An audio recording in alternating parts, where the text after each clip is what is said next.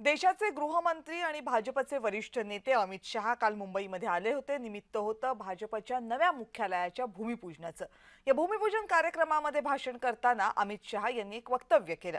हे वक्तव्य या अर्थाचं होतं की भाजपला आता कुणाच्याही कुबड्यांची गरज नाही। अर्थातच जेव्हा राजकीय नेते, इतक्या मोठ्या स्तरावरचे राजकीय नेते जाहीर कार्यक्रमामध्ये आणि निवडणुकांच्या तोंडावर असं वक्तव्य करतात, तेव्हा त्याचे वेगवेगळे राजकीय अर्थ निघतात। महाराष्ट्रातही निघाले। विशेषतः महाराष्ट्रातल्या परिस्थितीकडे पाहता, राजकीय परिस्थितीकडे पाहता हे वाक्य अनेक अर्थांनी होतं।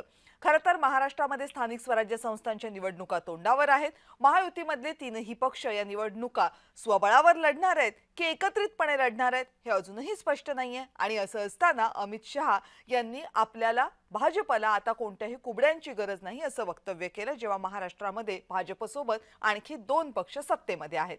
हे सगळं झाल्यानंतर पुढच्या काही तासांमध्ये एक अशी घटना घडली की ज्यामुळे या वक्तव्याचा नेमका रोग काय होता याच्याबाबतच्या चर्चा आणखी टोकदार झाल्या। ती घटना अशी होती की वसंतदादा शुगर इन्स्टिट्यूटच्या कारभाराची चौकशी करण्यासाठी एक चौकशी समिती नेमण्यात आली।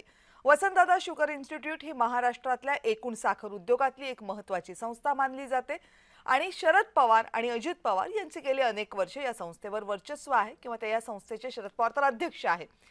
एकीकडे शरद पवार आणि अजित पवार ज्या संस्थेमध्ये मुख्य पदांवर आहेत त्या संस्थेची चौकशी लावल्यामुळे हा रोग नेमका शरद पवारांकडे आहे की चौकशीचा रोग अजित पवारांकडे याबाबतच्या शंका सुरू झाल्या आणि विरोधकांनी ठाण्यानंतर आता बारामतीकडे मोर्चा वळवला अशी टीका देवेंद्र फडणवीस यांच्यावर केली।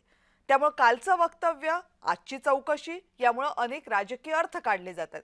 पण दुसरीकडे वसंतदादा शुगर इन्स्टिट्यूटच्या निमित्तानं जी चौकशी लावली गेली त्यामुळे महाराष्ट्रातल्या एकूण साखर उद्योगामध्ये अनेक चर्चा सुरू झाल्या।